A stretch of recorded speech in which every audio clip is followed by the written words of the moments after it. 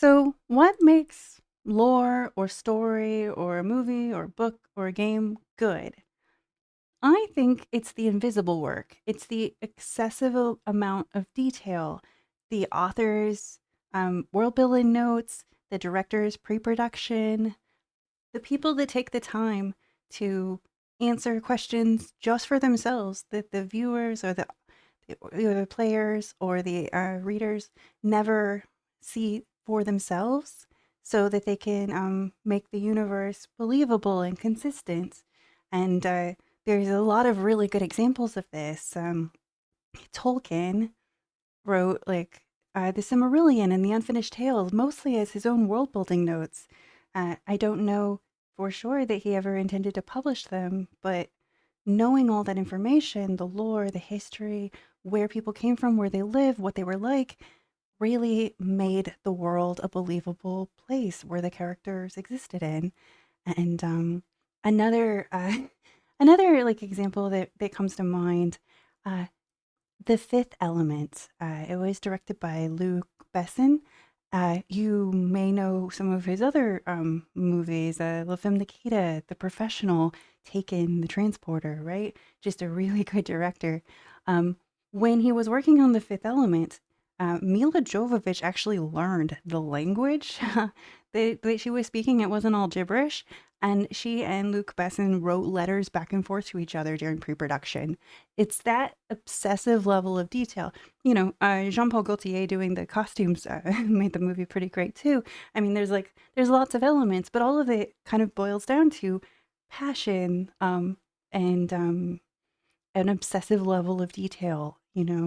The Lord of the Rings movies were so good because, Peter Jackson had actual suits of armor and they went out in the wilds of New Zealand to film. And, there was these big epic, big battles. And, there was a time or two that some of the actors actually got hurt in the process. Like Viggo Mortensen, like nearly drowned and he kicked something and like hurt his toe, he actually got hit by a sword at some point. And just that level of commitment. I mean, his performance is amazing in those movies, right? It doesn't have to just be at any particular point in the line. Like, a good actor when you see one, because of their commitment to the character, their effort to understand where they're coming from in the world that they live in. Let's see. Uh, a writer that I can think of that had just an excessive amount of like world building, Philip K. Dick. Many of his novels ended up being turned into really great movies, and not everybody loves adaptations. And, his books obviously stand up on their own, but he's responsible for A Scanner Darkly, Blade Runner, Total Recall, Minority Report, Man in the High Castle, you know? Um, and then there's also there's also the idea that so people take their own experiences and stew with them and draw from them and end up kind of thinking about how each character would act in that situation. An example of that would be Kurt Vonnegut when he was writing like Slaughterhouse Five. The book starts with all of this happened more or less, right? Like saying times are tough. Who really knows what's going on? And it really kind of set a tone for people's a lot of people's like personal hell is mentally when they're going through it, not just what they're actually going through. And just that level of thought kind of set the stage for me at least. Um some some other directors I can think of is Richard Kelly. He like wrote and directed Southland Tales and Donnie Darko, and like he thought about a different way for things to work. And he did a lot of effort, like in pre production, to sort of figure it all out. And then as an audience, we just sat and watched it and tried to even understand what was going on or why, and it just created a really good experience. And it's one of those things that, like,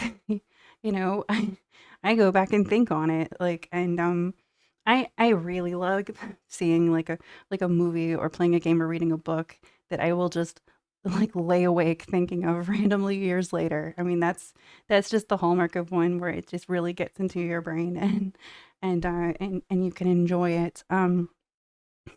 Paul Verhoeven is like another like director that oh, one second,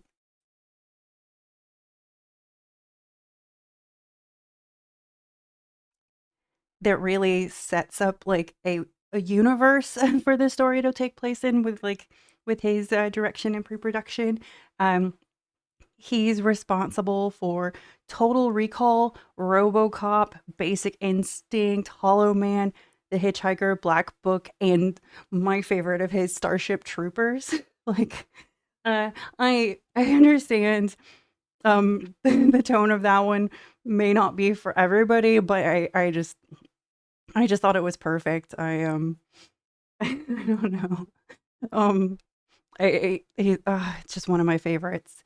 And you can look at each of their individual movies and they're all good, but like the reoccurring theme is the amount of effort and passion they put into making them good, you know? Like I feel like he could take like a less good story and still make it good through, just sheer grit.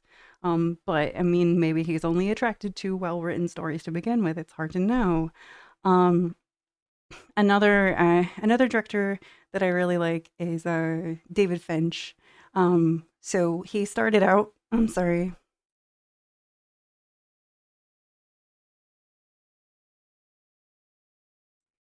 Just making music videos. He's responsible for a lot of like really famous ones, and then later on, he went to direct Fight Club, Seven, Zodiac, Girl Gone. He did The Social Network, Girl with a Dragon Tattoo, and he did the U.S. version of House of Cards. And just you're just like completely, um, completely like engrossed in his movies. They're they're like some of them are like gritty and terrifying, but the amount of work he put in to getting the feeling across.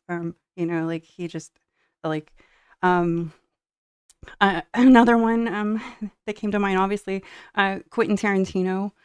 The tone difference between Reservoir Dogs, Pulp Fiction, and Inglorious Bastards is just, you know, but you still know a Quentin Tarantino movie when you're watching one. Like he has his like own unique stamp, and I really appreciate that. There's something that he specifically brings to the table, and you know it when you see it. Um, Guillermo del Toro. He did Hellboy and Pacific Ring, and the one I really liked by him. I mean, those are both really good. Was Pan's Labyrinth. He did pre-production on the Hobbit movies. I would have really enjoyed seeing his version of it, but then they went for Peter Jackson. Like I'm genuinely curious, like how the story would have gone if he'd been the director. I can't say it's a shame because we do have like the cohesiveness of having like the Hobbit and the Lord of the Rings trilogy directed by Peter Jackson. But I mean, I'm genuinely curious, like um, what his interpretation of it would have been. So who are your go-to like game producers, directors, actors, authors, who really kind of creates a realistic and interesting world for the characters to exist in? I don't know. Do you agree or disagree? Do you think that there's something else to it? I don't know. I really feel like it boils down to effort because um, Ryan Johnston did a pretty good job, like with Looper. Everybody seemed to like it, but with some of the Star Wars movies, it's like you know, originally it was a hero's journey. There were 3 parts, so it made sense that there were 3 movies, and they had a different tone, and you went through the journey with a single character. And then, then they were like, "Oh, let's make like 3 prequels." And then but then, then it was like it just felt like they're like, "Hey, let's make 3 movies. We'll worry about the story later. Let's just make some movies." And I think that is, I think it kind of falls apart when you go, "I'm going to sell a book. I'm going to write a movie. I'm going to write a screenplay. I'm going to we're going to produce this amount of movies on a year." Like I remember being worried when I saw like, Disney's movie and show roadmap, because they were like, "We're going to produce these." And it's like, have a story to tell before you try to tell a story, like take the time. Wait until you just have a reason to share a story before you try to share it. That's how I feel about it. Take care.